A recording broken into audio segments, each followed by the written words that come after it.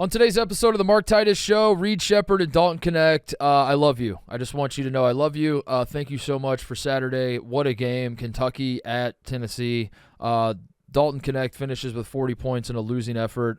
Kentucky is back once again. What is this, 7 or 8 times this year that Kentucky basketball is back? Kentucky's going to the Final Four. They have to. Reed Shepherd has 27 points, hits 7 threes. 5 assists, 6 rebounds. What a game for Reed Shepherd. What a game for Dalton Connect. What a game for college basketball, really. I don't know. I can't say enough about how fun that game was, and how much I love both of those guys, really. I mean, Antonio Reeves, by the way, shout out to him, who had 27 points for Kentucky, and he just does it so, I don't want to say quietly, but he's so consistent with it that his outbursts don't feel that crazy because you're just kind of more comfortable with it. Whereas Reed Shepherd ebbs and flows more, and then when he goes nuts, it feels like something even crazier because he's coming off the bench and all that. But Antonio Reeves with a monster game as well, 27 points and 7 boards, and he's been great for Kentucky all year. He's gonna be first team all SEC, if not first, or probably not first team All-American, but he could be an All-American as well. But yeah, the Kentucky-Tennessee game. Tennessee, it felt like, having already clinched an outright SEC championship, the Tennessee didn't have much to play for. They're going to be a 1 seed in the SEC tournament anyway. Kentucky, meanwhile, this was a massive opportunity for them to build some momentum and heading into postseason play. They've been up and down, obviously, all season, and the talent is there. Can they put it all together? Can they do it consistently? Can they do it on the road against the best team in the conference? The answer is yes, and it felt like Tennessee didn't really have much to play for, but now all of a sudden the final 1 seed situation is getting pretty interesting. Houston absolutely breaks Kansas in half, and Kansas is done. I mean, Kansas, I thought Kansas was going to be in a similar boat that Kentucky was in, where they maybe aren't going to win this game on the road, but they're playing a Houston team that's obviously very, very good, going to get a 1 seed. And Kansas has had their problems throughout the year, and this was a great opportunity to put their foot down and say enough about what the ups and downs were this year. We are here. We are ready to compete for a national championship. They did the exact opposite, and they just completely turtled and looked like a basketball team that's ready to get to the offseason. But in Durham, North Carolina, the North Carolina Tar Heels have made this 1 seed situation interesting because North Carolina, from start to finish, handles Duke. Kyle Fililpowski is fulfilling his destiny as a Duke basketball villain. Cormac Ryan with the monster game, could not miss. Started getting a little swaggy with it, started getting, screaming, hitting big shots and screaming and talking shit to the whole Carolina team's talking shit to the Crazies. They win, and it's a whole scene there in Durham. But yeah, the 1 seed has suddenly gotten interesting. The Tennessee, I felt like, Big T was on the show not too long ago, and I said it's your guys' to lose. Don't pay attention to the bracketologists with Arizona and anyone else above you. Arizona losing at USC, to end their regular season, open the door for Tennessee to take a stranglehold on it. But suddenly North Carolina's there knocking on the door as well. So we'll talk about that, flesh that out a little bit. Fun final weekend of college basketball, highlighted personally for me by the Buckeyes being so fucking back. We are so fucking back. Oh, my God. Beat the hell out of Rutgers. 5-1 since Jake Diebler took over. We're not popping up on any bracketologies yet, and that is a crime because Ohio State should firmly be on the bubble, and I think the committee is going to do the right thing and see that. There's still some work to be done, but Ohio State has me very fired up, and this is perfect timing because starting here at Barstool today at the Chicago office is a man that goes by the name of Ohio's Tate, who he had his first day today. And he's wearing the Ohio State crew neck, and we're talking about Buckeye basketball. And I was like, you know what, Tate? You got to come sit in on the show, and we got to talk about Ohio State and the school. See, I talked to him about this, that it's very confusing with his name. But we're going to talk about the Buckeyes and the path that the Buckeyes may or may not have to the NCAA tournament, what has changed with Jake Diebler taking over, all sorts of stuff like that. It's great to have him in studio. It's great to feel something again. I know I've said that a couple times on the show, but I March is here, dude, and I'm feeling things, and that's all I really ask for. Whether Ohio State actually makes the tournament or not, Big Ten tournament is getting underway. Ohio State will play on Thursday. The rest of the teams play before then, but on Wednesday I think it starts. But just to be in this position to actually feel things is very exciting, and I'm fired up. And it was fun talking to Tate about. It's fun just like dipping your toes into delusion a little bit as we did today. So that's coming up. We're gonna talk a little bit about the weekend that was. Talk to Tate about really just have a big old Ohio State jerk off session, and then do some stuff at the end. Let's get to it. All right, let's try to figure out this final 1 seed. So the weekend, it first of all, I don't know how much it actually matters, whether you get a 1 seed or not. I think it's something that's more important for recruiting or for just feeling validated by the regular season you had. If you are a team that gets a 1 seed in the NCAA tournament, so it matters in that regard. As far as like actually getting the easier draw, there are some galaxy brains out there that think that getting a 2 seed is better because you have the chance of playing a 10 seed in the second round. If the 10 pulls the upset on the 2, you're playing a 10, whereas if you're a 1 seed, you're guaranteed to play the 8 or the 9 in the second round.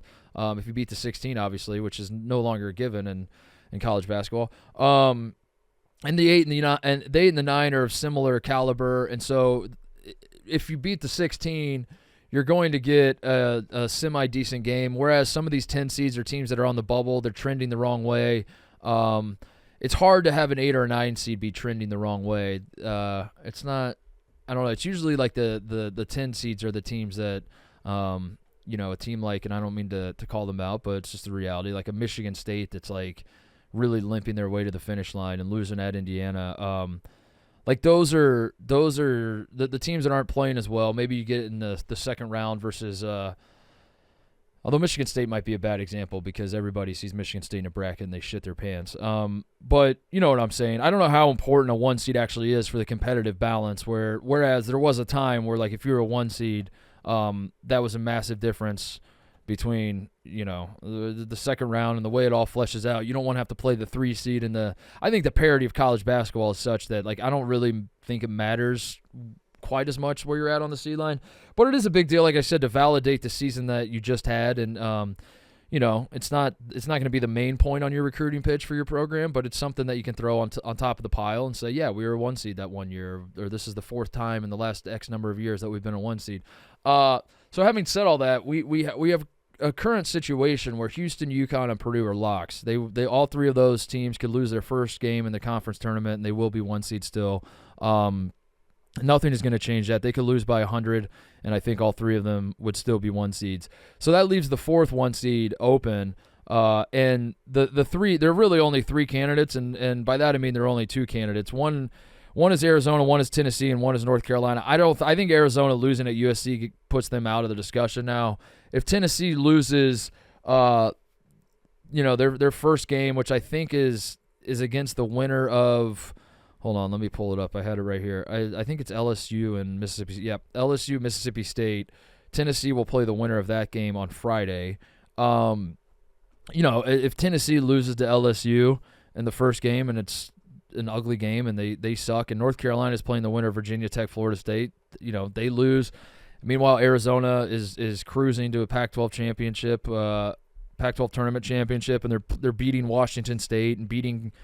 I don't know if they can beat Washington State and Colorado. Probably not because they're on opposite sides of the bracket. But they pick up like another big win or two along the way. Maybe there's a discussion, but from where I'm sitting, it's Tennessee or it's Carolina.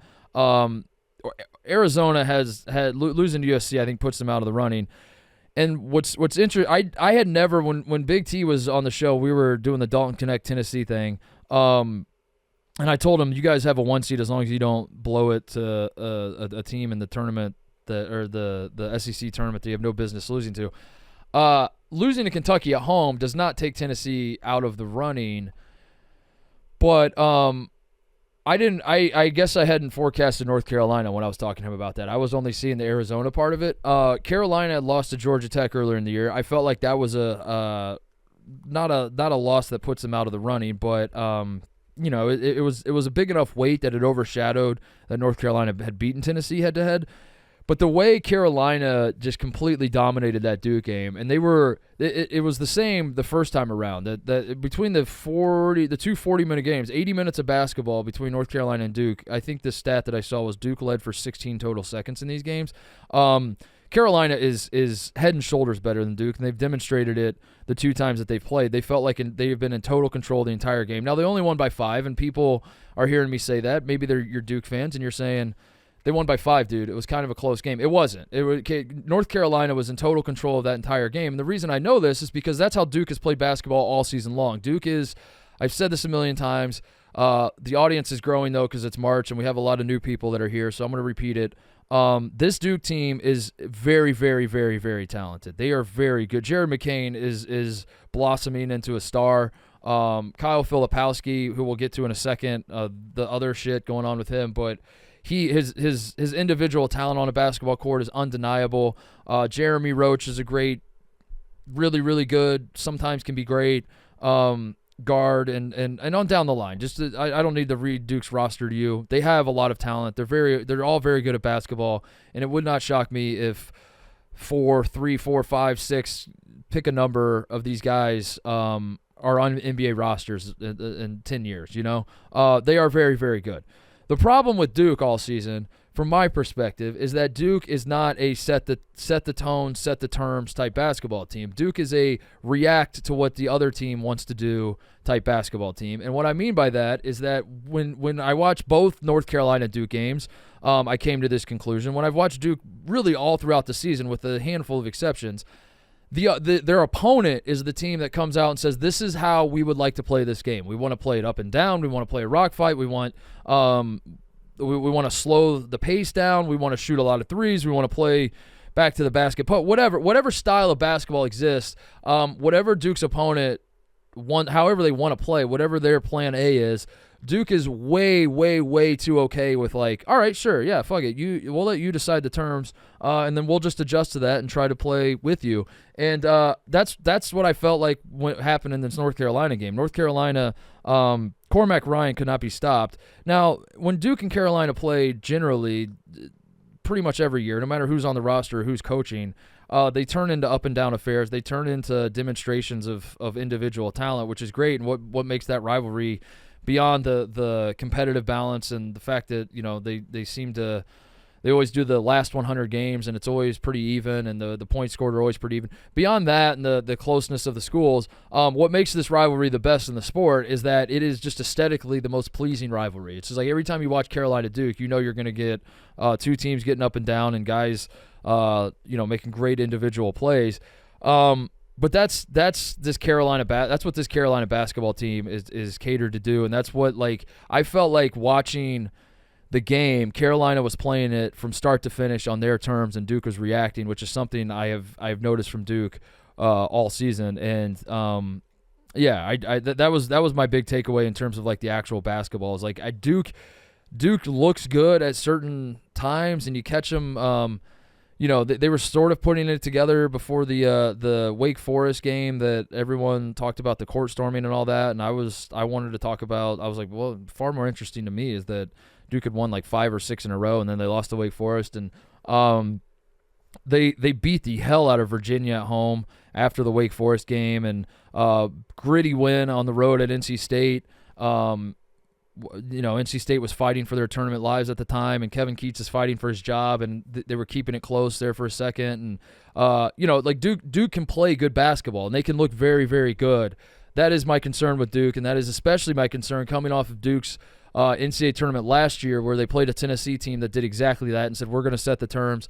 And Duke just kind of kept looking at the bench like, holy shit, dude, like, what do we do about this? When ideally the best teams, the championship caliber teams, are the teams that say, that's cool, you think we're gonna play like that? No, watch this, we're gonna play like this instead. And they are the teams that dictate the terms. I think Duke's just way too comfortable going with the flow, and it certainly felt that way against North Carolina. Now the Fililpowski part of this, I don't know what a heel turn that this guy has undertaken in the last couple weeks. It's not so much the incidents, although they are bad. I mean, him getting hit in the court storm against Wake Forest and pretending like he got shot in the leg and he needed his leg amputated, and then the trip against North Carolina. I mean, that's Grayson Allen level. I mean, that was like as egregious as you can get on a basketball court, that you were very obviously trying to trip a guy. Those are bad enough. It's more the comments that he has after the fact that he He said his foot slipped. He said he tripped Harrison Ingram, and he's like, yeah, I don't know what happened. My foot just kind of slipped there. Buddy, you were on the ground, and your foot like went up in the air. That doesn't make a lick of goddamn sense that your foot would slip to trip a guy like that. And I think that's the part that like pisses me off more is like, if you, at least with Grayson, they tried their hardest to just say he's a competitive guy, man. Sometimes the competitive juices get the best of him, which was horseshit, but at least kind of made sense, and at least they acknowledged like what was going on. Kyle Fililpowski so far publicly is like, I have done nothing wrong. I've done absolutely nothing wrong. In fact, I'm the victim in all of this.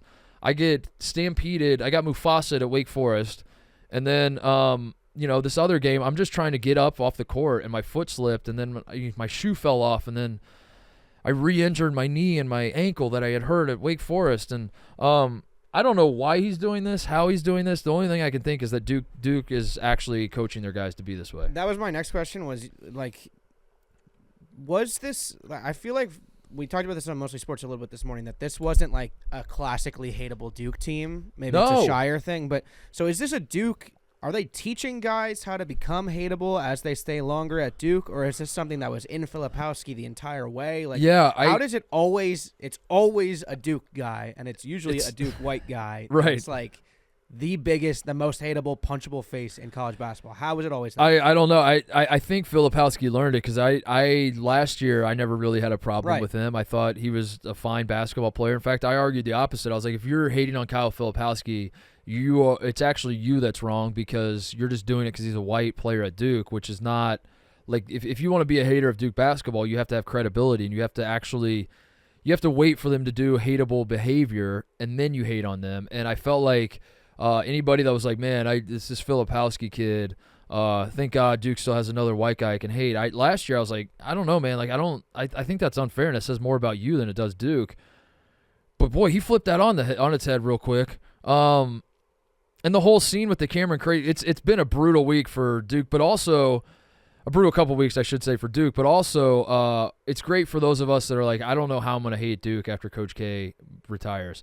And then having the court storm at Wake Forest, that whole thing, having Jay Billis be the loudest critic, who's obviously a Duke guy, following it up with another loss in Cameron Indoor Stadium in front of Coach K against North Carolina, and the way that happened where, Fililpowski trips a guy, gets away with it. The Cameron Crazies are throwing shit at North Carolina's players. And, everyone has the same sort of comment of like, I mean, this is far worse than court storm. I mean, you're throwing shit at players. I don't know. Hating Duke is back on the menu, I guess. And it happened very, very quickly. And John Shire, you see the clip of John Shire apologizing to the students? Yeah. Like, dude, what are you doing? You don't need to apologize. Just go to your locker room and talk to your team. Like, it's the weirdest cult, man. And every so often, I look in the mirror and I'm like, am I crazy for hating? Is Duke just like every other school, and we're picking nits here and like splitting hairs or whatever the turn of phrase is, and they're actually not that different from every other school. And then shit happens like this, like the Carolina game, and shit happens like the pep rally the night before, and Jared McCain's singing some TikTok song, and the Crazies are like bopping with it, and you're just like, what the fuck is that school, dude? Like, what is going on there? I feel bad for, and I mean this seriously. It sounds very condescending, but I genuinely mean it. Like, I feel bad for like the normal people that go to Duke. I feel bad for like, because there are people that are like students at Duke and they're like, I like my school. We have one of the best basketball programs in the country. I'm obviously going to cheer for them. I love Duke basketball. I'm sad. I'm not going to apologize for it, but it's my reality. I love this Duke basketball team. I just wish that like all the dorks that and all the fucking whiners and complainers and trippers and dirty players and everything else that program attracts. Like, I wish that didn't happen, but whatever. I feel bad for those people because, just when you think that it was a Coach K thing and not a Duke thing, a game like that happens and you're like, oh, all right, well, maybe it's just this entire school and this entire program. Back to the 1 seed thing, though, I think the way Carolina took care of business at Duke, the SEC, if both teams win their tournaments, I think it's Tennessee's 1 seed, just because the SEC is better than the ACC. But Carolina's right there in a way that I didn't necessarily think that they were all that long ago. but it's just if Tennessee is going to win the SEC tournament, they're going to probably beat Auburn and then either Kentucky or Alabama in the championship, which would be 2 big-time wins to bolster their resume, whereas North Carolina let me pull up the ACC break. Yeah, North Carolina, if it goes chalk, they're beating Pitt and then Duke in the championship, which, Duke would be a good win. I'm not sure how much Auburn and then Bama or Kentucky is way more impressive than Pitt or Duke after your first Virginia Tech Florida State game. So I think if Tennessee wins the SEC championship, it is their 1 seed, but it is suddenly very interesting, and I think Carolina is in the conversation, and that definitely has my attention. So we'll keep an eye on that this week. Conference tournament week getting underway. Big East tournament is always the best tournament. I freaking love the Big East tournament. I went to 1 Big East tournament in my life, and I was hooked on it. The Garden really, I wanted to. The 1 Big East tournament I went in with hate-ass energy, and I wanted to roll my eyes and be like, this is just like every other conference tournament. I don't understand why the people on the East Coast, it's just East Coast bias. The people on the East Coast gas this up as though it's special or different or whatever, and it is. It's different. The Garden being packed and having all those Big East schools there is so freaking cool, and especially when Villanova or UConn are good, and that's almost always. So I'm fired up for the Big East tournament. The Big East tournament rules. But, conference tournaments are getting underway. We're having basketball on starting this week in the middle of the day. Starting this week, we're going to have daytime basketball. So, all right, with that all being said, we turn our attention to the Big Ten tournament where the Ohio State Buckeyes are ready to shock the world. We'll put it that way. The Buckeyes are back, smacked up on Rutgers. You have anything to say, TJ, before we were bad and deserve to lose. I don't know what sport you guys were trying to play yesterday, but it was not basketball. I think they missed their first 11 shots. They had 1 point through 8 minutes. Yeah. 1 point I'd rather have 0 points than 1 point. Yeah, right. We're bad. I don't know. That's all right. People are trying to make noise about we got a good draw in the Big Ten tournament. You got nothing. Yeah, you have. You're not. We have next year. You have next year. That's what your all eyes turn to next year. Which I said in October. So you did. You have been consistent with this. Yeah. But I think the thing is Rutgers. Your record's not that bad. Where no. Yeah. You're not Michigan. So. Right. When teams play you, people still turn the TV on to watch. It's not like, oh, this is going to be an automatic W. And then when they watch, they're like, holy shit, it's very ugly. It's not just that you're losing. It's like you can't score the basketball, and I think that's what makes it. That's why people keep bringing it up, and you're like, because I even texted you that yesterday. I was like, this game's disgusting. You're like, I've been trying to tell you all year. Right. We're all trying to figure out the guy. Yeah. We're.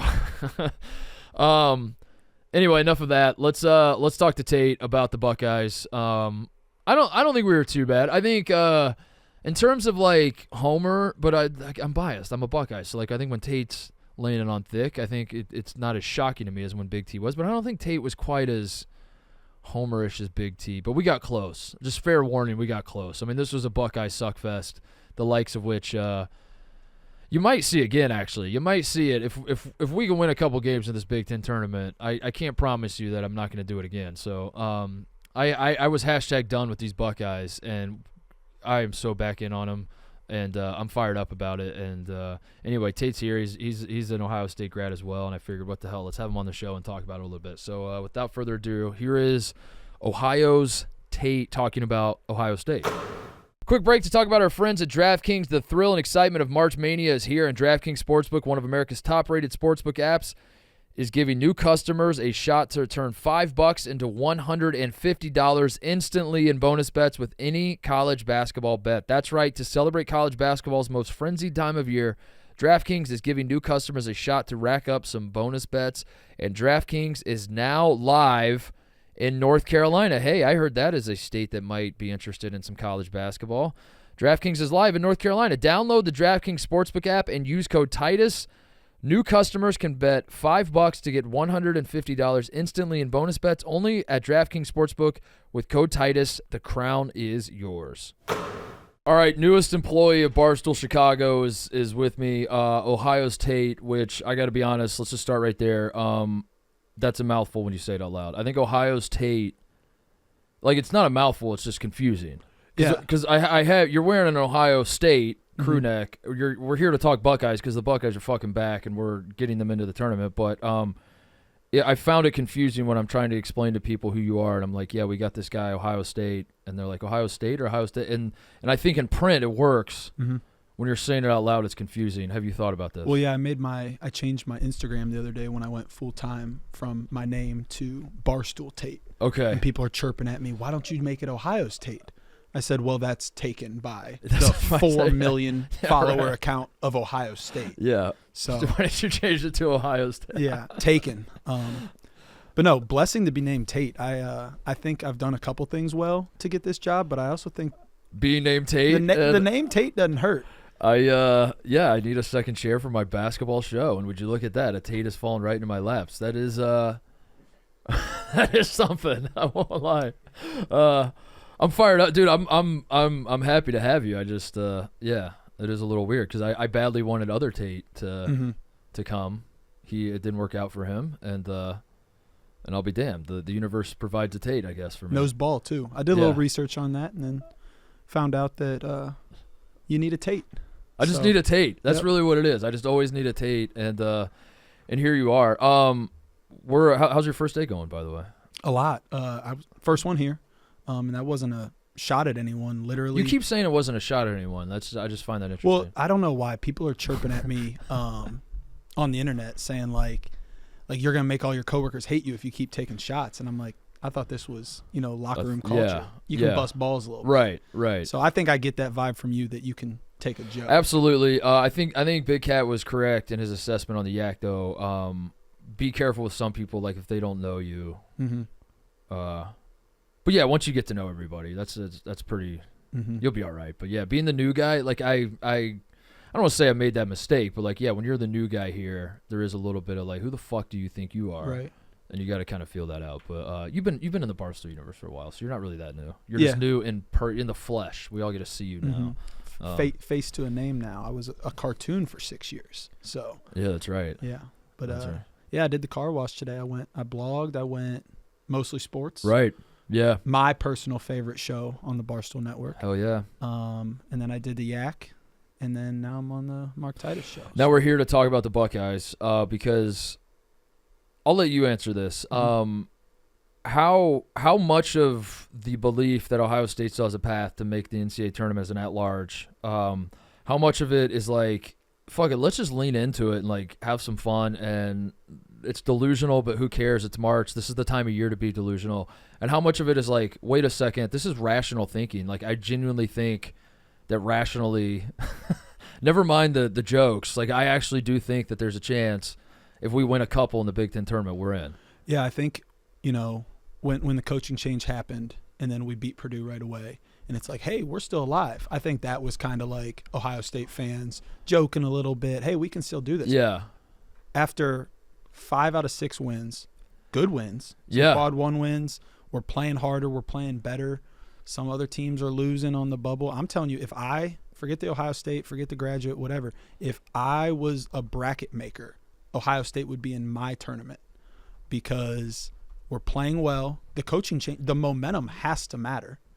Yeah, I don't understand like that.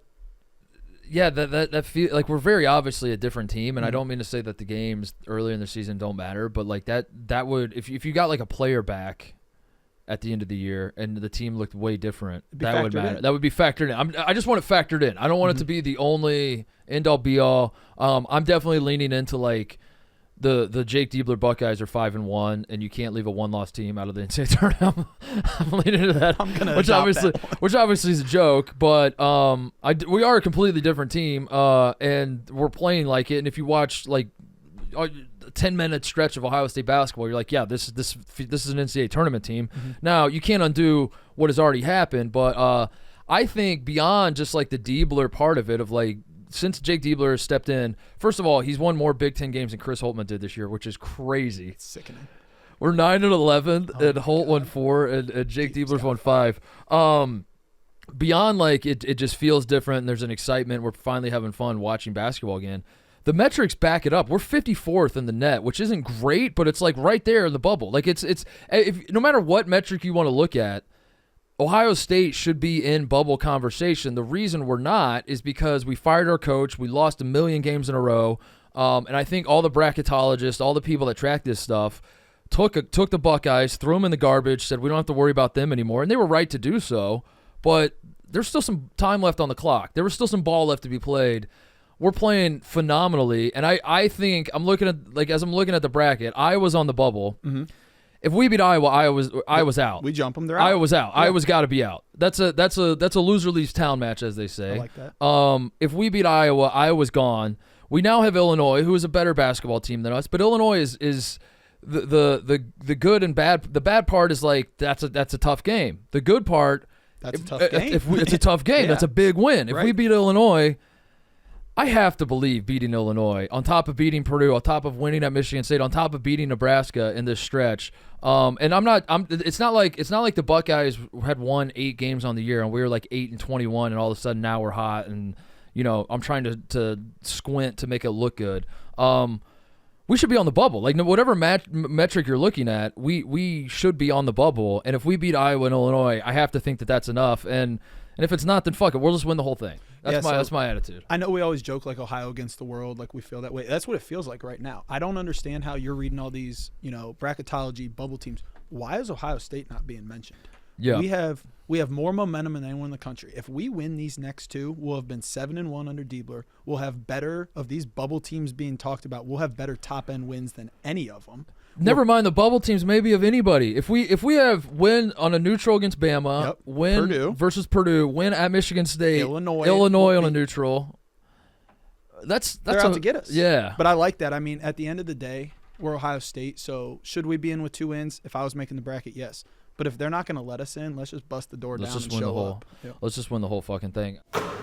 The Mark Titus Show is brought to you by Rhoback Activewear. This is the only thing I'll be wearing all of March and the rest of the year for that matter. That first weekend of March Madness may be the best weekend in all the sports, and it isn't the same without Rhoback. First, Rhoback's performance hoodies are a total game changer, maybe the softest, stretchiest hoodies in the game. They're moisture wicking too, so when you're sweating out that bet or bracket buster, Rhoback's hoodies will get you through. Secondly, Rhoback's performance Q-zips bring a new meaning to the word comfortable. They are the definition of versatile, perfect to rock in an arena or on your couch. These Q-zips are incredible. Finally, the performance joggers, which I am wearing right this second, are made for March. They're flexible, allowing for easy movement and celebrations when that buzzer beater falls. If you want a perfect bracket, you wear Rhoback. So check out Rhoback and use code Titus on Rhoback.com for 20% off your first purchase. That's RHOBACK.com. 20% off all performance hoodies, crew necks, joggers, and more with code Titus, Rhoback.com. Okay, two things bother me. One, people hate Ohio State, and we understand that. But the basketball program, I've always felt, and everyone listening is like, well, people that aren't Buckeyes have already turned this off, for being completely honest. But everyone else that's like trying to power through are going to roll their eyes so much they're going to go blind. But I think the basketball team has by and large been likable. I think that like we've had some success, which if you're another in the Thad Matta era, we were good. So like if you're another Big Ten program, maybe you hated that. Mm-hmm. But I don't really feel like the basketball program is hateable like the football program is. Because fans don't act like our basketball program. We don't stick our chest out like we don't have Ohio the arrogance State. Like we do with the football. Are we not likable? This team should be likable. That's what I'm saying, and that's what's bothering me. I think is that there is already chatter because Indiana State lost to Drake. Indiana State's on the bubble, and I love this Indiana State team. I hate being put in this position, but I'm just using this as an example. Boy, the college basketball talking heads were very busy yesterday pointing out that Indiana State deserves a spot, and we can't throw one of these middle-of-the-pack power conference teams in there because Indiana State's a great story. Get this mediocre power conference shit out of my face. I don't want that in the tournament. Put the Indiana State Sycamores in. I agree. I love Indiana State. If Indiana State makes it, I'll be very happy as long as Ohio State's also in. But if you're going the story route, I don't understand how a program that fires their coach, you have a 37-year-old interim, steps in, immediately has success. That's a great story to me, but I'm obviously biased. I feel like that story is like this isn't a situation where it's like when we say that the guys started playing well, it's not like I don't know. Indiana's a good example. Like, Indiana's been dog shit for most of the year. They've had injuries, and they're playing a little bit better now and whatever. But, like, Indiana hasn't really, like, fundamentally changed that much. We have. We definitively have. It's a fun story that you can rally. If you're not cheering for Jake Diebler, I don't know. I don't know. You're sick in the head. So to me, it's like if you're trying to go the story route and you're trying to, like, put teams into the tournament just because they're fun stories, how is Ohio State being? I mean, this season was gone. It was toast. It was over. We fired our coach. We couldn't win a game to save our lives on the road. And now all of a sudden we're back in the mix with the 37-year-old who's never been a head coach before, and whose brother is the all-time leading three-point shooter in program history. It's like, it's a great story. Well, first of all, if we need to, and I like Indiana State too, I would like them to be in the tournament. But if you and I have to strategically take them down just to get the Buckeyes in, I'll do it. Let me know. I'll do it, yeah. I got some typing fingers that can get that going. But no, I think one thing that's working against us right now in a weird way is, like, I think generally you don't want to see it oversaturated with, like, Power 5 teams that are just average. Right. So usually I would want to see Indiana State. I think if we were one of those mid-major teams and we had this storyline right now, people would be all over they'd be good. They'd be going crazy. Yeah. It's almost like they're disliking Ohio State because we're Ohio State, when if it was a handful of other teams across the country, these bracketologists would be like, this is the best story in basketball. And my point is, like, there's no reason to hate Ohio State because we're not the football team. That's a different beast. Like, Ohio State basketball has been not great as of late, and we need this. We need this badly. We're a fun underdog story. We are. We're a fun underdog story. The more we talk, we're gonna have to do it ourselves. Yeah, I've definitely got plans to go to Indianapolis and just fucking storm the committee if I have to. I think I'm going to do it. I think I'm just gonna. Yeah, I think we have to take it in our own hands and storm the committee. But no, it's crazy that we're not even. I mean, like, part of me is like, that might be a good thing that no one's gonna see us coming. No one knows how hungry we are, all that sort of stuff. But it's kind of not, actually, because you need. At this point, we need to be. We don't need to be like next 4 out, but we need to at least be in the mix-ish. And now the Big Ten Network's doing their job. When we play on the Big Ten Network, they're throwing up the resume graphic, and they're like, looks pretty good. Take a look. Everybody take a look. Take a peek. But we need some more propaganda going on because, it has been night and day. And I guess, like, maybe let's talk about that a little bit because if we're going to make the case that this team is different, we need to explain to people not watching the Buckeyes what has become different from Holtman era to now the Jake Diebler era. What to you, as a guy who watches them play, what is different, either X's and O's or just feeling wise, as you watch Ohio State now? So I'm from Columbus. I just moved to Chicago yesterday, so I've been around to some games this year and everything. It's just the vibe around the program. I don't know if it got stale with Holtman or kids stopped believing in Holtman or whatever. But early on in the year, it seemed like we just gave up and we stopped playing hard. And then Diebler comes in and he starts playing more dudes and he starts playing some younger dudes. And all of a sudden, we're playing harder, we're rebounding better, we're hustling more. And I think it's easier for an interim coach to get that out of a program. Right. Like, okay, hey, we've lost a bunch of games under Holt. I'm going to come in here. We're going to practice harder. We're going to play harder. We're going to do those types of things.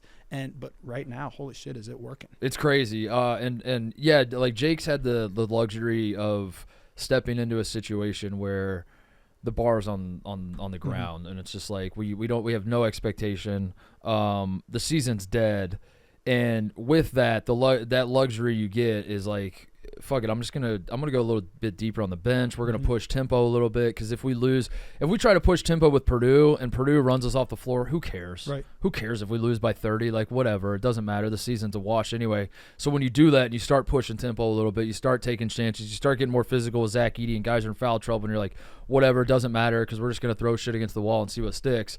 It gives you a better opportunity to have guys like feel looser, play with more of a green light. And that's what I'm seeing. It's trickling down to that. And I think like Holt, I still think Holt can be a decent coach, and I think he's going to get an opportunity and he's going to find some measure of success.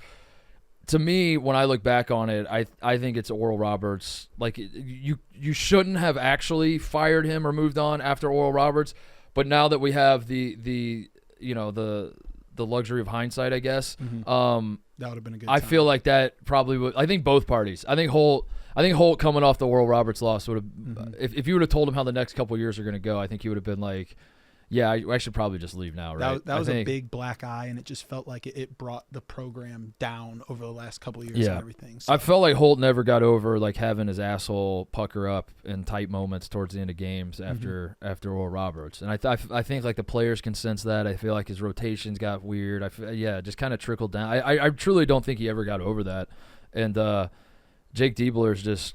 Yeah, he's in a position where he's like, I have literally nothing to lose. So what can Diebler do? Do you think Diebler gets the next job, or what can Diebler do to get the next job? Is there anything like at Ohio State? Yep. I think he can. I think right now there's nobody in Columbus that actually is taking him seriously. Even though this is a good run, I don't think the AD, the athletic department, I don't think the boosters, I don't think anybody's like actually seriously considering it yet. Big Ten title change that? I think that could change that. Yeah, I mean, like if we win the Big Ten, which is obviously we got to win how many games? 5? 4? We have to win 4. Who'd win 4? Yeah, that would make it. I think if he wins the Big Ten title, or if you just get in the NCAA tournament, you start to be taken seriously as a candidate. But I actually don't want him to take the job, and I love Jake, and I know him personally, and I played with his brother, and. I absolutely love the guy, but I just feel like it's like kind of what we were saying earlier. It's like it's easy to have the success and build this momentum given this current situation. But if you give him the job, he steps into this offseason where he's got to go schmooze these boosters and start like looking at he's got to he goes from like the just coaching up some guys and clapping it up and motivating them to like now you have to be the CEO of this like operation. And he has no experience doing that. And I don't mean to say that he would be bad at it. I just worry that, like, if this is his first taste of being a head coach and it doesn't go perfect, he's just stamped with, like, not head coach material out of the gate. And that's tough. So it's just too much too soon, kind of. And I would rather him go to, like – I'd rather him organically build it up and go to a smaller school and prove that he's, Yeah, I saw some people's wish pressure. list includes like, hey, we don't have to extend him a huge offer because he hasn't proved himself too much. I don't like the idea of like short term, not a lot of money. Yeah. How do we get dudes to come here not knowing the if he's your guy, he's your guy. And if he's not, he's not. And that's why I don't think they're going to take him seriously because I don't think Jake can do anything short of like making a Final Four, a miraculous Final Four. I don't think there's really anything he can do that's going to leave Ohio State saying, holy shit, that's our guy for the next 5 years. And if he's not that, then I don't want to hire the next head coach for like a 2-year deal or a 1-year deal. Like the guy who you're bringing in, you have to give him, 1, a long leash so he can like build his shit, but 2, let him not keep looking over his shoulder like after every game, at the AD, like, did I do okay? Is it okay? I'm still got my job? Okay, cool. Like you don't want him to, you just want him to coach the team and get in it. Unfortunately, I think that's where we're going with Diebler is I would love for him to stay on as the lead assistant. But I think if he stays on as the lead assistant, whoever the next guy is going to be looking over his shoulder being like, hey, this guy went 7-1 to finish last year. Fans are clamoring for him. So I think he's doing too well that he won't get the Buckeye job. Yeah. We're going to lose him. I think he's going to have his opportunity there will be a school that hires him if he wants to be a head coach. Yeah. I don't know where we're going with that coach. Who do you want? What's your dream? I mean, my dream is Thad. My dream is thought you had Brad Stevens number 1. Brad Stevens is number 1, but Brad's playing a little. Brad seems to forget his wife is from Ohio, and he's playing a little. He's negging us a little too much, and I see what he's doing, and it's making me want him more. But also, like every so often, I get rational about it. And I'm like, no, I don't know. Can we get a little happy wife, happy life situation? Happy wife, yeah, that's what I'm saying. Like, get his wife back to Ohio. That's where she belongs. You might need to get that. I won't lie to you, Tate. I've been looking up. I've been closely following the Chicago Bulls because that's my pipe dream is Billy Donovan, which is based in reality not at all. The only here I'll connect the dots, and I understand everybody listening, watching. It's unhinged. I'm gonna disclaimer it as unhinged. Okay, this doesn't count. This is just me being a super fan. But Billy Donovan wanted out of college basketball because of recruiting. That was a different college basketball. That was when you had to like go to high school gyms and sit in there and meet the some aunts and uncles and like do that whole thing. Now you just make one phone call, write a check. That's all you do. You're just like, I heard, hey, you don't even have to recruit. You just fucking You go to Basketball Reference, sort by top scorers in Division I, we want him, and pick that guy, and then call him. And here's how much money. But also in this scenario I'm playing out is Billy Donovan. The NBA doesn't want him, and like he wants to be in the NBA, but the NBA is like at the Thunder. You coach KD for 1 year. He leaves to go to the Warriors. Didn't really do much with the Thunder. You guys part ways. Then you go to the Bulls, a lot of mediocrity there, and the whole league is just like, we're kind of over Billy Donovan. We want like a young, fresh, exciting guy. We're not really – there's no market for Billy Donovan in the NBA, and he's got to go back to college basketball. And Ohio State is like, we got this new AD that's a fundraising guy, and he's like, Billy, we can get you a bag, Billy. We'll pay you $9 million a year. Draining a half-court buzzer beater to win the game, not easy. Switching to Visible and saving on wireless with no hidden fees, yeah, that is pretty easy. Switch to Visible, the wireless company with nothing to hide, and get one-line wireless with unlimited 5G data powered by Verizon, just $25 a month, every month, taxes and fees included. I will say it again, one-line wireless, just $25 a month. All taxes and fees are included in that. There are no hidden fees, no gotchas. Visible is the wireless company with nothing to hide. Unlimited 5G data powered by Verizon. Bench wireless with hidden fees and switch to Visible. Switch now at Visible.com. Rate with service on the Visible plan. For additional terms and network management practices, see Visible.com. Like with the new AD and the NIL and everything, we have to have been elevated from what Ohio State basketball is. Yeah, right? We're like an A-, B+ job, I would say. Probably A- more. Because I mean, you can win a national championship at Ohio State. It's just not quite as easy as the Blue Bloods. But yeah, I mean, if you're a college basketball coach, it's basically the haves or have-nots is what college sports is becoming, and Ohio State is definitively a have. And the tradition is there. The money is certainly there. Yeah, can we just do whatever our football recruiting class had to do to just poach whoever we wanted? Can we get all those dudes together for a night and just like go get our basketball coach? Yeah. Like Jay Wright, how much money would it take? That's right. Yeah. Like, come on. Maybe that's what's taking so long is we had to get all the football transfers. Handled that. We got that squared away. Yeah. I don't think Jay Wright's coming back, unfortunately. Well, but that would be I do. Jay Wright would be sick. No, I don't know. Like Sean Miller's getting thrown out, which like I don't know. I would be okay with, but I wouldn't be like super excited about. Same with Mick Cronin, who I thought might leave UCLA, but the more I've like kicked the tires on that, his buyout's insane, and I don't think that's actually gonna happen. Chris Gent wants the job. He wants the job. I think he wants the job. Yeah, and. Did you see the report about LeBron and Dusty May? I don't even know if it was a report. It was a tweet. Yeah. So just a tweet. Well, Barstool blogged it. I saw it, but it was that LeBron wants to handpick Dusty May as the next coach, and it's a package deal with his son. No, that's not true. Okay. There's no way that's true because as long as Chris Gent wants this job, and I believe that Chris Gent does, who is an assistant coach on the Lakers, there's no world in which LeBron James is throwing his weight behind a different candidate. Someone else, yeah. Gent's his guy. Gent, the story goes, like taught LeBron how to shoot a basketball, which is not true, but he was on staff with the Cavs when LeBron was a rookie, and LeBron was an athletic freak that had all the skill in the world, but like Gent pulled him aside after practices and just like taught him shooting mechanics. Yeah. And LeBron has loved him ever since then. And that's why he's on the Lakers staff, is because of LeBron. If LeBron were to get traded from the Lakers, Gent's probably not on the staff anymore. I'll put my, if we can get Gent, and with that comes LeBron James, with that comes NIL, bring Gent to Columbus. If we get the $1 million from LeBron, he owes us one too, dude. Bronny, I didn't like how that went down. Did you buy into that, or did you never think I was there on the visit?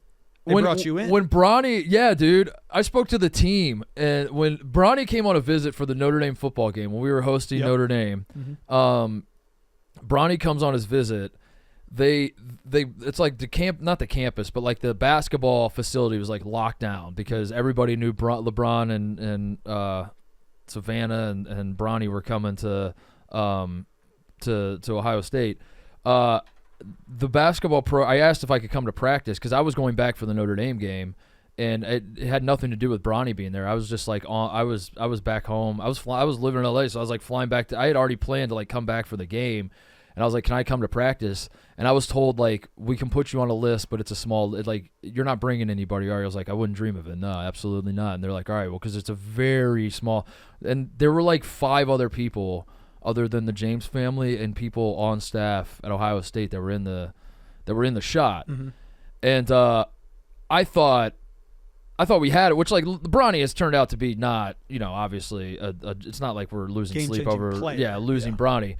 But when he left, I asked all the coaches how, like, everybody was like, I think he might be coming. They believe it. They're like, I think they didn't want him super badly. Not to say it's not that they didn't want him, but, like, it wasn't like we would cut our dicks off to get this guy. It was just like, yeah, of course we're going to recruit him. It's LeBron James' son, but also if he goes somewhere else, we're not going to cry about it. But, like, I think that went pretty well, and I think he's going to come here. And he did the photo shoot wearing the Buckeyes. Photo shoot. I think we got the run around on that whole thing. It's like LeBron looking back saying he would have gone to Ohio State, or he would have gone to Akron. Mm-hmm. You're telling me LeBron James would have gone to Akron? There's no world in which that would have happened. Get out of here. But he can say it now. But yeah, if Bryce, I think he owes us Bryce, and I think I've been told Bryce is better than Bronny was anyway. So that would certainly be something.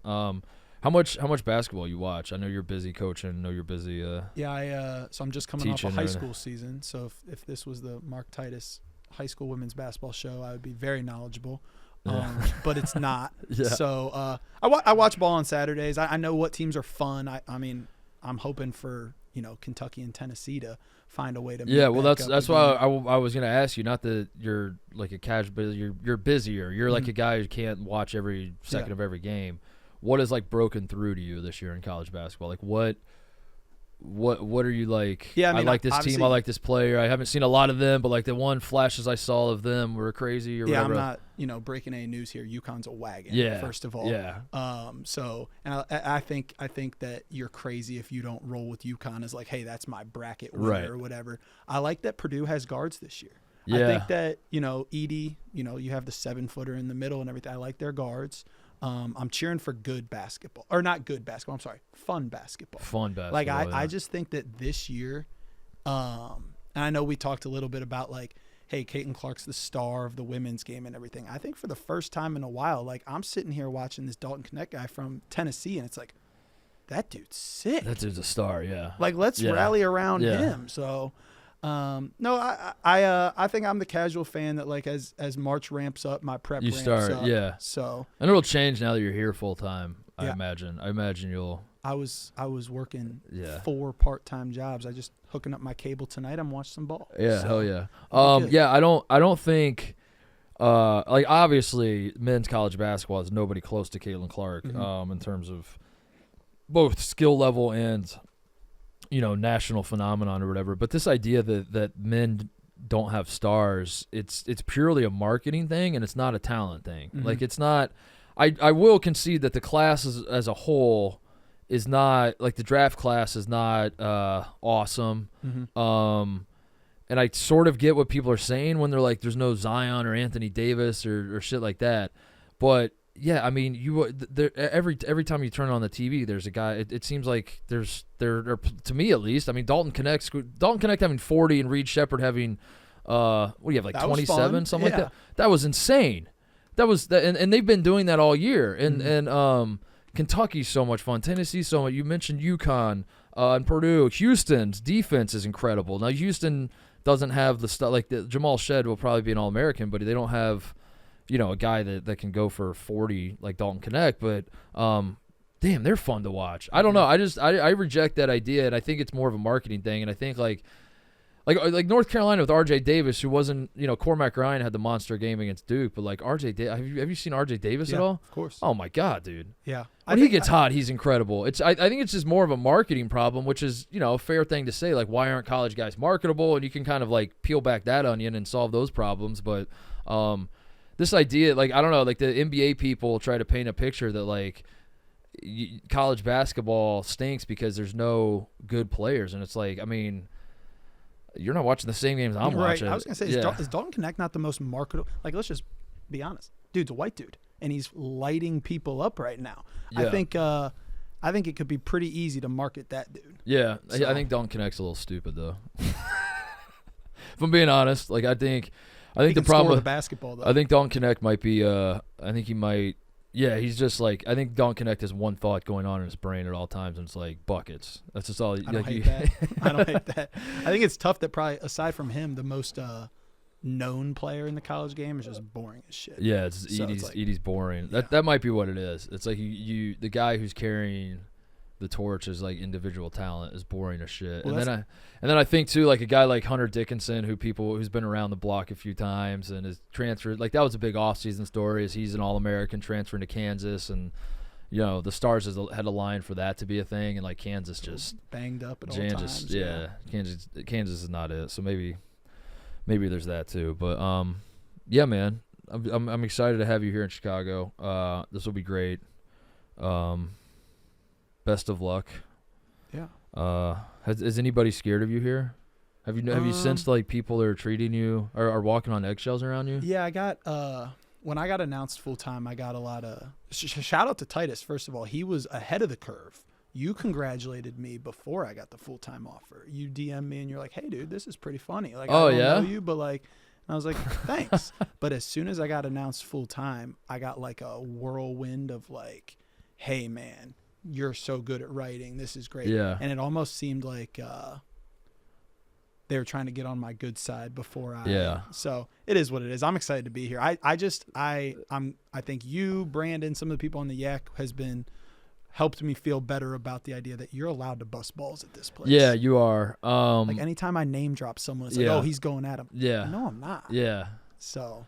No, yeah, we're a good group. I just say that like people, and I put myself in this category too. I think people are more sensitive than you think they are. Mm-hmm. Like, yeah, I don't know how to say, because like everybody is fine busting balls, but like you just don't be shocked when someone takes something the wrong. Which like it's not even that mean. It's just like everybody gets a little sensitive because we all spend our entire lives on the internet in the public eye, and like you're just bombarded with other people talking shit about you. So then when like someone you work with talks shit about you, I think every so often everybody here, it's not every time, but you could like make 1,000 jokes at my expense, and then like the 1,000th one just might be at the wrong time where I'm like, you fucking asshole, dude. Like I'm dealing with this troll who's yelling at me about, he swears that TCU is the best team in the country, and I'm trying to tell him they're not, and now I got fucking Tate yelling, So every so often someone might take it the wrong way, but it's less about probably what you said and more that just like it's easy to be slightly irritable working at this place. That's fair enough. Even when I made that the girl shooting the 3 video against you. Oh, dude, what happened to her? School record. She got like 260 career threes. Well, I'm just going to point out the obvious, Tate. You had your eye on the wrong prize. You're looking at you got her focused on the Chili's 3 for me. Mm-hmm. And 3-point trophy. And that's why we got beat in the Sweet 16. And you couldn't, yeah. I mean, if you're such a good 3-point shooter, make 3-point shots in the Sweet 16 is what I would say. That's very fair. But even after that, I was like, "Hey, Titus, like I'm just kidding. I'm not actually going at your skills." No, it was fine. I don't know if I told you this. I was a substitute teacher for like multiple years of my life. Where at? In Columbus. Yeah. Wow. I used to coach. I used to teach in Columbus. I come from a family of teachers. My mom and dad were both teachers. My sister is a teacher. And so I when I was like writing articles for Grantland, early in my career, I would have a lot of free time because I was mostly just doing college basketball. So like when it was not in season or I would do like one massive column a week. So then like if I put that on like a Wednesday, then maybe that Thursday I don't have that much work to do. And you would substitute So I saw it as my civic duty to substitute teach because my parents I would just hear so many stories from my parents and sister about like some districts need subs, and like I've always had like an interest in being a teacher because of my parents, because you just like when you're growing up, a lot of people just want to your first thought of like an occupation is whatever your parents are doing. Right. So I was like, all right, well maybe when I'm older I'll be a teacher. And then the older I got, the more I was like, that actually seems I enjoy teaching. I enjoy even around here, dude, like people who can't shoot basketballs come to me and they're like, how do you shoot? And I do enjoy the process of like sharing whatever knowledge I have with people. So I saw substitute teaching as half like scratching that itch of like getting into the family business, but also sort of like a civic duty because some of these districts need subs, and I'm just sitting at home like playing fucking I can't believe though that you're writing for Grantland. And yeah. Then Mr. Titus is our son today. And I'm like I'm playing Nintendo, and I'm like, a better use of my time would be I should go to the high school down the road and like pass out tests, dude. What am I doing?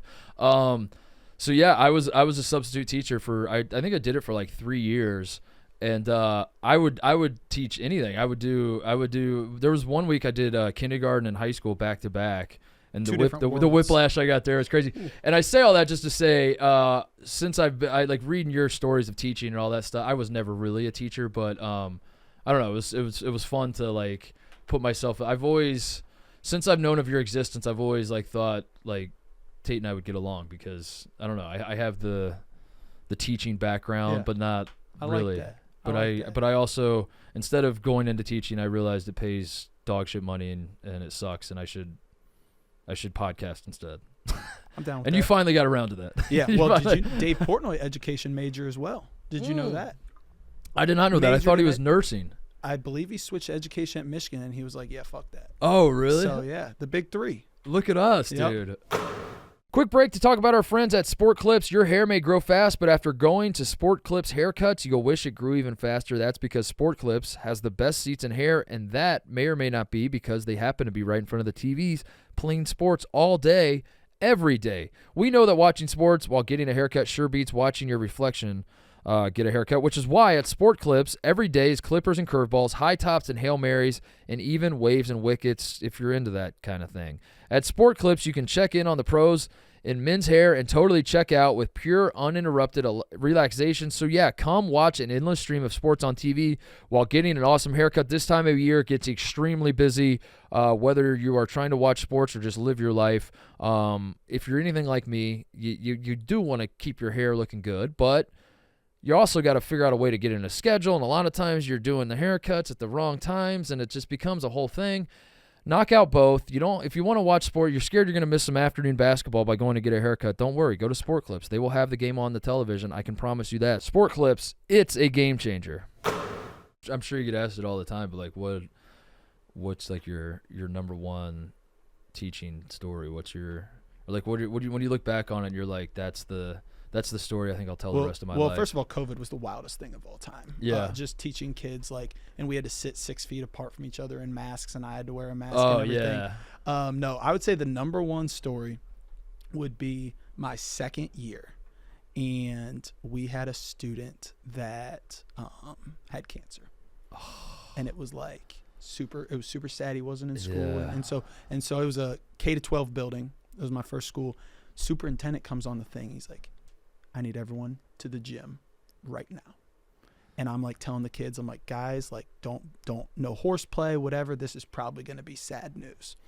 And so they get in the gym, they're putting us all up there, and the superintendent gets on the mic in front of the whole high school gymnasium, K-12 sitting in front of us, and he goes, I have some really unfortunate news.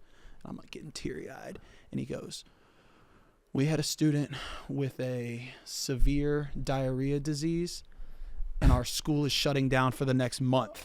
And the fucking crowd goes nuts. And the superintendent goes, everyone stop right now, because if you don't listen to me, like, you're going to get explosive diarrhea. And we're all like, all right, calm down. And he's just like, so you're not going to want to be by anybody. And they're like looking around, and they're like, we're jam-packed in the gym. So our school shut down for a month. And then we came back to finish school, and they had to come through an assembly line every day. Wash your hands, get soap, wash your hands dry. And I was the dryer for every student for the rest of the year. So what? I'm telling you, that's just teaching, like shit like that. That wasn't a joke, the diarrhea thing? No, it was a real disease. What did the cancer kid have to do with it? The cancer kid took the assembly from solemn and everyone thinking that Paul died. Paul didn't die. Paul's still alive. To the school getting shut down for a month because kids could have diarrhea. I thought the story was going that the guy says we have diarrhea, everyone's like going crazy, and then he goes, just kidding, Paul's back in class, or like there was a reason. No, that was talk about you said like, whiplash kindergarten to senior year. We thought Paul passed. We were getting school shut down for a month. But someone has diarrhea disease? What is that, just dysentery? I gotta remember what it was like, green something. It was so contagious that we had to do virtual learning. Yeah, I could do it all. Teaching, when you teach for a decade, every day is something fucking joke. I stopped substitute teaching because I wore I just remember this.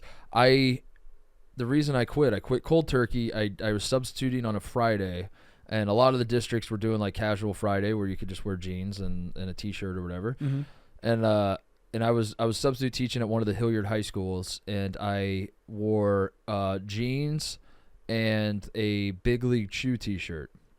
And it was an uneventful day. It was a lot of passing out tests and a lot of I always tell me how you feel about this move because I did this as a sub. Mm-hmm. I would do a lot of guys, you know that I want to play games. You guys know that. Mm-hmm. You guys know I'm a cool sub. For sure. That's what I want to do. But Tate's kind of being a bitch about this and wants us to take this test. The teacher says we have to do this. I did that every single class. I was like, I respect it. Your teachers, and I would throw the teachers under the bus like crazy. So I did that. I did that at the high school, and then the next week I tried to book. I'd go on like the little portal, and there was like a bunch of jobs open in the Hilliard School District, and I was like, yeah, I'll do some 8th grade math today. And I click on it, and I got flagged. And I went into like the profile, however you look into why you're flagged. And there was a note that I had been I had like a strike against me because I had worn a T-shirt condoning or promoting tobacco because I had a Big League Chew bubblegum T-shirt on. And then in the note, which pissed me off already, but then in the note it said that I was asked to go home and change by the administration of the school, and I refused to do it, which never happened. No one said a word to me about anything. I was got railroaded. I was just going about my business the whole day. I'm waving at everybody. I was like, all right, see you guys next time. And I left and didn't think anything of it. And they put in the little profile that I had been asked to go home and change, and I refused as though it was like some free speech. That's like crazy. You know that like I was that like I'm not going home. I'm gonna fucking stay here. And I was like, that never happened. No one ever said a word to me. And I got so mad where I was like, fuck substitute teaching. I'm not doing this shit. I'm out. I'm done with this. I think that's the hardest job in America. I can't believe you were a sub. I'm dying thinking that you're writing on one side and then. No, I love and what's funny is a lot of people. You're a bigger dude though too, so I'm surprised you would say that because like a lot of the other people I would talk to, like my sister, or my mom especially, but some of the other subs, they would say that exact thing. They're like, that's crazy, dude. Substitute teaching's so hard. I never really had a problem, and I do think, not that I'm like, fucking Dwayne Johnson over here, but like I do think like being a 6'4" like young dude, I think going into a classroom and everyone in the class knows that I could beat your fucking ass. Yeah. I think that gets you the respect of the students. So you guys will listen while I do these instructions, or I'll whoop your ass. But yeah, I never had a problem with it. It was actually like very fun. I enjoyed it a lot. And might have to get you back in the classroll. I would totally. They're hiring at my school. There's an really? Opening. Well, I just left. Oh, you're if maybe Titus and Tate can switch spots. Yeah, switch spots. I'll go back and teach for sure. Well, good to have you here, man. This is I'm fired up to have you in the fold as another Buckeye. I already have Brandon, but to have a guy you're not quite on Brandon's level of Buckeye fandom, but no, you're close. I'm just born, raised, graduate there. So yeah, well, that's not quite Brandon's level, but it's good to have more Buckeyes in the building because this past football season was not fun. Yeah, well, but we're changing that. This football season, let's start here in March. Off-season national champs is what they're saying. Print the shirts. Yeah. My gosh. Yeah, dude, fuck football season. Let's get to basketball season. Let's go on a run here. Let's just go win the whole damn thing. What's your last name, by the way? Moore. Are you yep, I don't want to dox you. No, we're good. Moore, Moore, Tate Moore.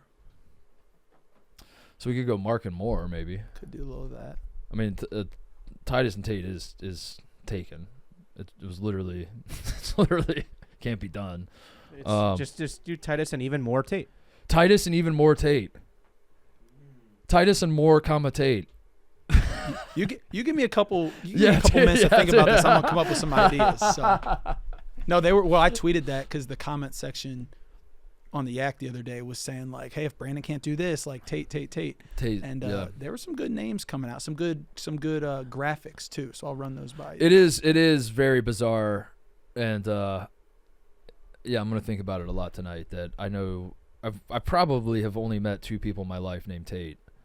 And I am now working with both of them, and they are both like basketball people. He's an ACC guy, though, right? He's a Carolina guy. Yeah, okay. He's a Carolina guy. I think Ohio's Tate is pretty lucky on the draw that my mom named me that. So. Yeah, if your name like, I don't know, what's what's a shitty name? Cody or something. Yeah, I'm teaching 7th grade English. Yeah. I'm like, I don't know, keep this guy out of here. But thankfully you had the right name, and we're excited to have you in the fold. And don't you can make as many jokes as you want about everyone else, but I'm off limits, please. That's a deal. Go Bucks. You're gonna get me to actually, if you blog.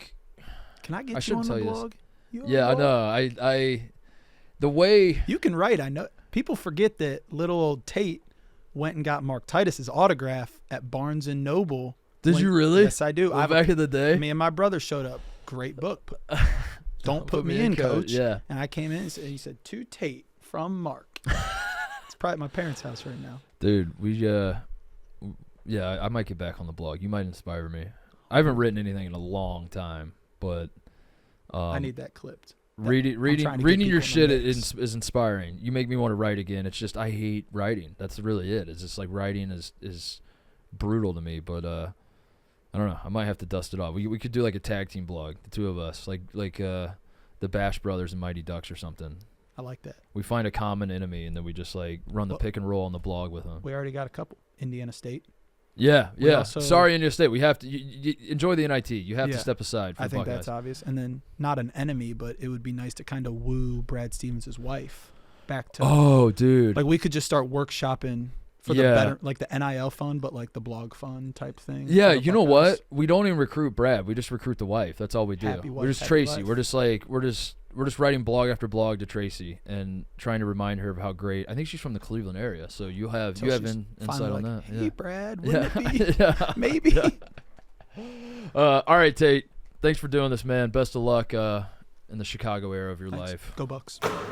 All right, thank you to Tate. I'm just going to call him Tate. It's going to get confusing for me because obviously there's another Tate in my life, who was still in my life, by the way. Like, I still talk to I just want to go on record as that because people are going to – we're going to put this show out, and there's going to be another Tate, and then people are going to start shit and just be like, uh-oh, and probably tag Tate Frazier. Be like, you seeing this shit, bro, and all that sort of thing. Please don't do that. Although me just mentioning that probably is encouraging people to do it even more. But yeah, I gotta just call him Tate. That feels more because as much as like if you mention Tate to me, I still think of Tate Frazier. If you say Ohio's Tate, I don't hear it as Ohio's. Right. I still hear it as Ohio State. So yeah, if you came up to me and just said, "What do you think of Ohio's Tate?" I'd be like, "Dude, Buckeyes are rolling." I would immediately go to that. I would not go to the human being that is Tate Moore. So we're gonna have to figure something out. But in the meantime, I'm just gonna call him Tate. Thank you to Tate for joining me, and I'm fired up to see how his career here at Barstool blossoms because I think the kid has promise, and I just worry he might be shot out of cannon a little too much. Right. With the, but that's who he is. So do you play your game? Do what you got to do. But yeah, would you agree with me, TJ, when I was like trying to give him not advice, but I was just like, yeah, people are good at taking ball busting, but also every single one of us, if you catch us at the wrong time, we're like, not today, Tate. Yeah. Well, it's and this goes for not just the on-camera people, but everybody at Barstool for the most part. The high majority of people at Barstool are sensitive. Yeah. I think is the right word to use, where like everybody can take a joke, but they might log that joke was made 6 months ago in the back of their head just in case down the line you need something or you need me to scratch your back. Like, I think we have a lot of people that do that sort of logging, and that plays great for someone like Tate when he's remote at his home blogging behind like no identity. It's a little different when he comes into the real life space. Right. Like, even like coming into the office and blogging about like Big T or whatever on the first day, like now you have to see that person every day. Right. It is a little different. So. It makes it very different, yeah. And I think being the new guy, which I know he's not the new guy, but he is kind of the new guy. He is, yeah. There's a skosh of just like, listen, man, I can take a joke, but I don't know who the fuck you are. Like, we got to get a rapport here before you're gonna start.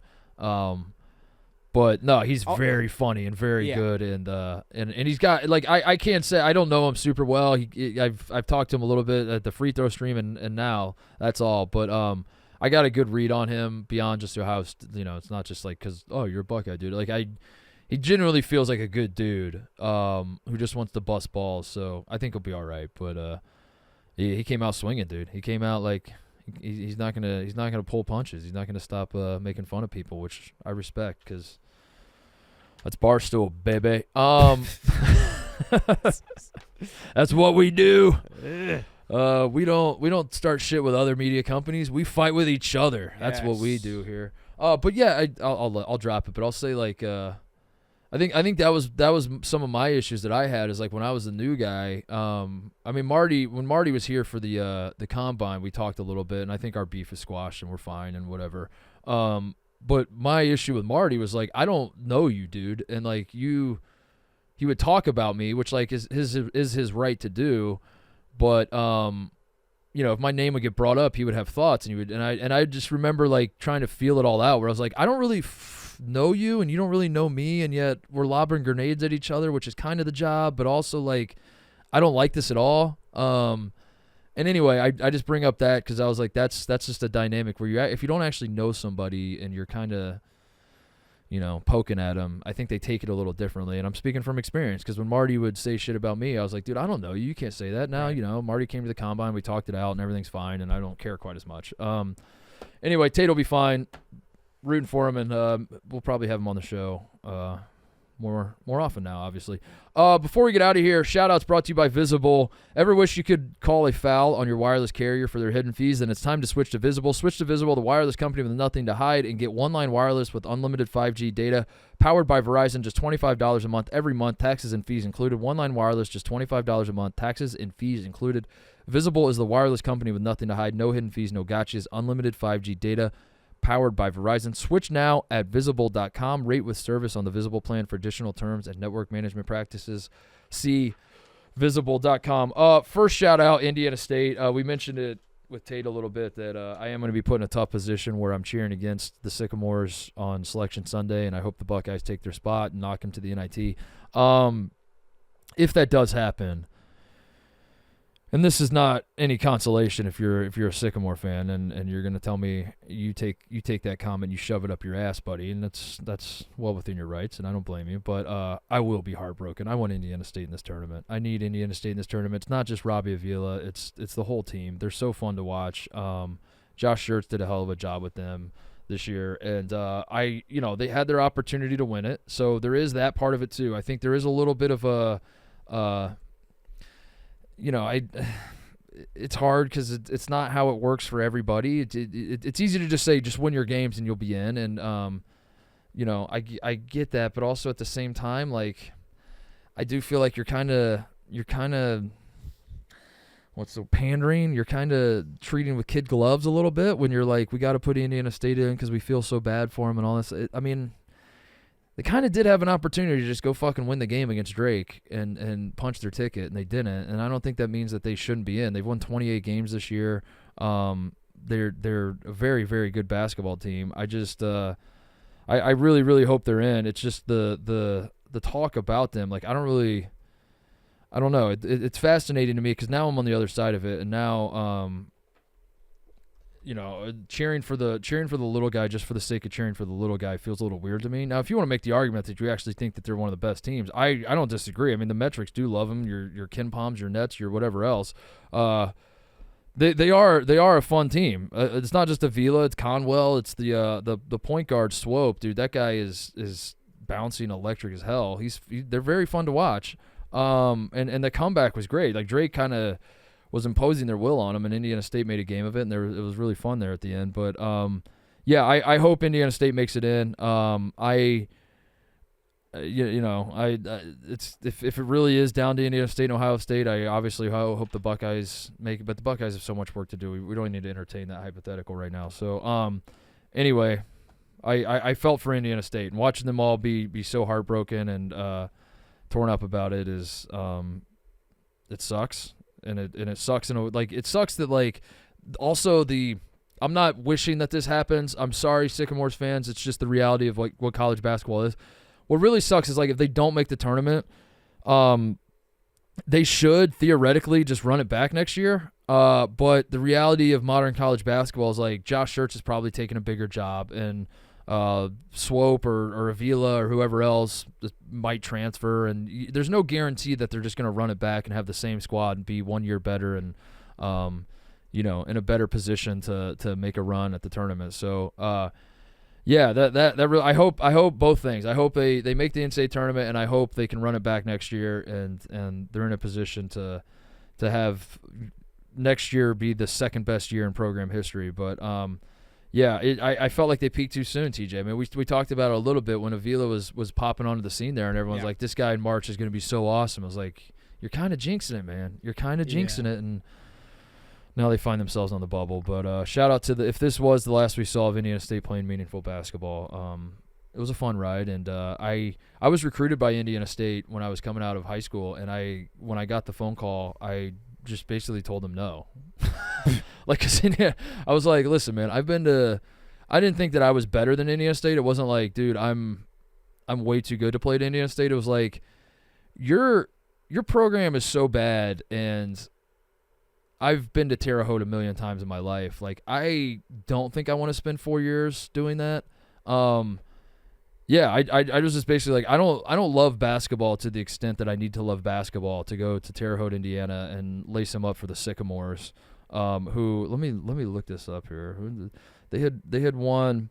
So in 2002 they won 6 games. In 2003 they won 7 games. In 2004 they won 9 games. In 2005 they won 11 games. And that was like when I was not really getting recruited, but like I was coming up in high school, and I was just like, no, I'm not. What a joke of a program Indiana State is, and for them to be in a position now where they're actually, knocking on the door of winning 30 games, and there's some real juice to the program in a way there hasn't been since Larry Bird was there, is very, very cool. And I love it, and I hope they make the tournament. And I just wanted to have that moment of sincerity. Okay, now back to regular scheduled programming, where I say, sorry, Sycamores, you're out of the tournament. The Buckeyes are taking your spot. That's that. Quick break to talk about our friends at AllAthlete. One of the things I am working on in 2024 is my jumping ability. I'm trying to dunk again. We know this. I used AllAthlete to measure my vertical. And then that's why I got so upset during the combine, by the way, when Francis was measuring the vertical, and he was way off, and we used AllAthlete to measure the vertical. And Francis was trying to tell me my vertical was worse than it actually is, which is not the case, because I had already measured it using AllAthlete. I am now onto the broad jump. I gotta test out my broad jump. My buddy Greg has this incredible new feature on the AllAthlete app that allows you to measure your height, wingspan, vertical, and 20 plus other measurements just by using your iPhone. That includes the broad jump. If you think you can beat my broad jump, which we are going to record this week, I have to we might just do it tomorrow. We'll do it tomorrow. I will measure my broad jump and upload it to my AllAthlete profile. If you think you can beat my broad jump, download the AllAthlete app and give it a try. The person with the furthest jump will win a $100 Amazon gift card. All you have to do is download the app, screenshot your broad jump, and post your broad jump to Twitter with the hashtag Titus Jump and tag at AllAthlete Inc. That's it. Download AllAthlete, do a broad jump, hashtag Titus Jump, and tag at AllAthlete Inc. and you could win a $100 Amazon gift card. It's just that easy, except for the part where you might have to beat me at the broad jump, because my broad jump's going to be incredible. I have never done a broad jump now that I think about it, but that's a football thing, right? They do that. The combine the broad jump's a big thing. I'm going to get in on the action, and I'm going to upload my video of my broad jump on AllAthlete. I suggest you do the same. Download the AllAthlete app for a chance to win a $100 Amazon gift card. AllAthlete. What else? Porter Moser to DePaul. Is that happening, Cody, or not happening? You give me the news. You're the one that told me the story. Where did you see this? Yeah, it just popped up on our feed. Porter Moser, also allegedly Hurley, Arizona State. Like, there's talks that he was in the mix. Yeah, there was. I had heard that as well. Yeah. So it's all hearsay right now, but. So Moser, but it's you just saw tweets. Yeah, just tweets of stirring up the pot, and there's this guy Dylan Buckingham. All right. Yeah. I mean, it makes sense. He's a Chicago guy. I do get the sense that DePaul is trying to take a big swing, for them at least. Like Holtman was in the mix there for a second. It felt like they were talking to him.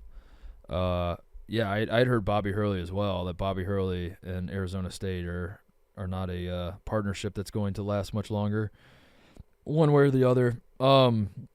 This Washington job is going to get interesting to me. We're hearing some whispers.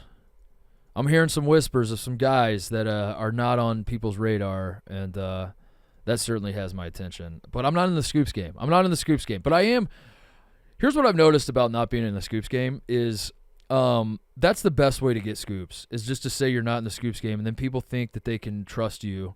Because, like, when people have scoops they want to tell other people, that's a weird. If you have a secret, you want to share it with somebody. And I think I have positioned myself where, like, every time scoops come up, I'm just like, yeah, dude, I tried dabbling in the scoops game. It's not for me. I don't have the heart for it. I get too nervous. I'm not as cutthroat as I need to be, so I'm out of the scoops game. And ever since I've, like, made that declaration, scoops find their way to me. I don't know how it happens, but I think just people trust me, and they're just like, hey, I'm going to tell Titus. No one's going to believe him anyway. You could give me a scoop, and I could come on air and share it with the world, and everyone's going to just roll their eyes and laugh at me. So, but yeah, the Washington coaching search is going to be interesting. Mike Hopkins is no. I remember when Mike Hopkins was supposed to be the Syracuse coach, and now he's been fired at Washington. So there's that. But yeah, DePaul. I would love Porter Moser DePaul. That'd be awesome. DePaul. Every time DePaul gets brought up on this show or Mostly Sports or really any show that I do, I just pull out my hair trying to make sense of how that program is so bad. And it's not just that they're bad. It's that they won 3 games this year. It's that they are just utterly uncompetitive. They are a disaster. They are the worst power program maybe in college basketball history, like the current status of DePaul basketball. Yeah, it's scandal notwithstanding. I should preface it with that. I mean, like Baylor when Scott Drew took over was in a pretty bad spot, but just in terms of wins and losses, like where DePaul is at right now is very, very bleak, and it makes no sense. It's a great city. They got a great arena. They're in the Big East. I don't need them to be a contender.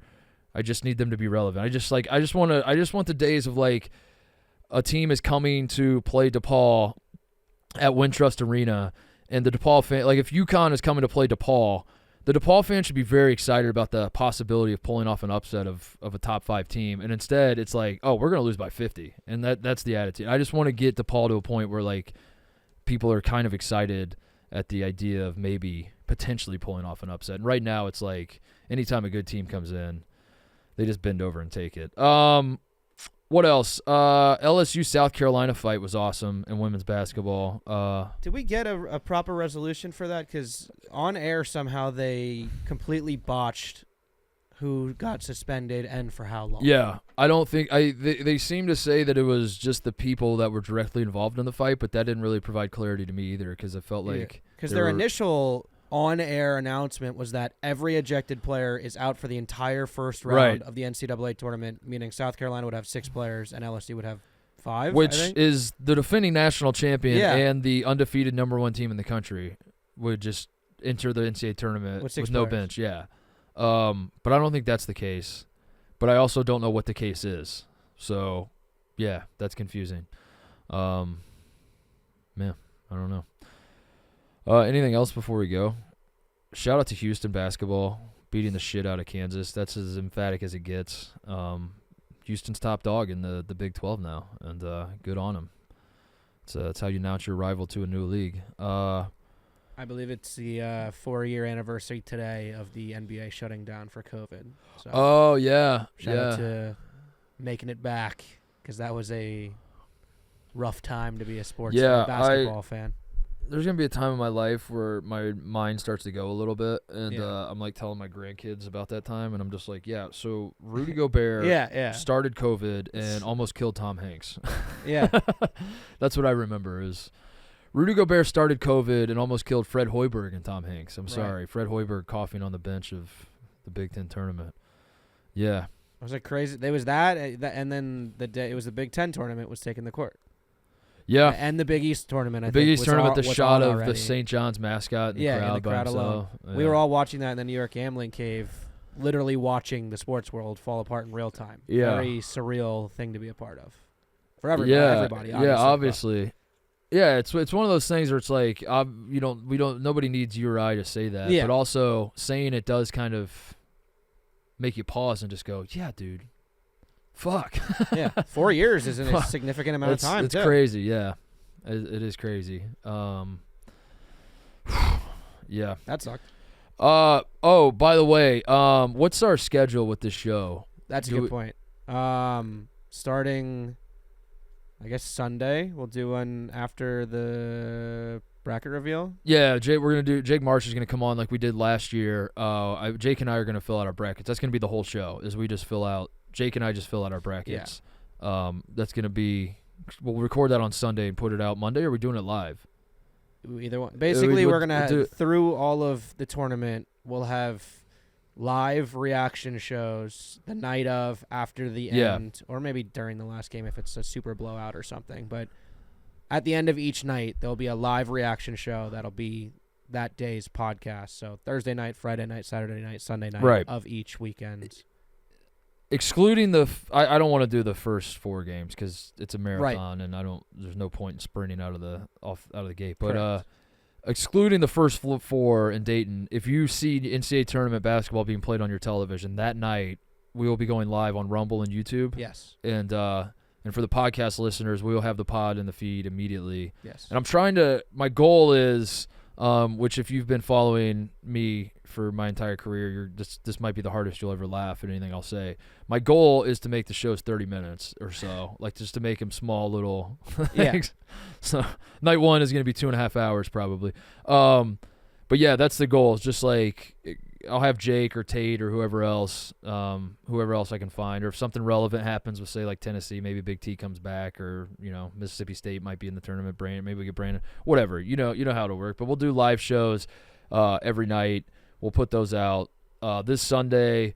I'm still doing another show for Friday, but then this Sunday, Jake and I will do a bracket show. I don't know if we'll do that live or not. I don't think I want that to be live.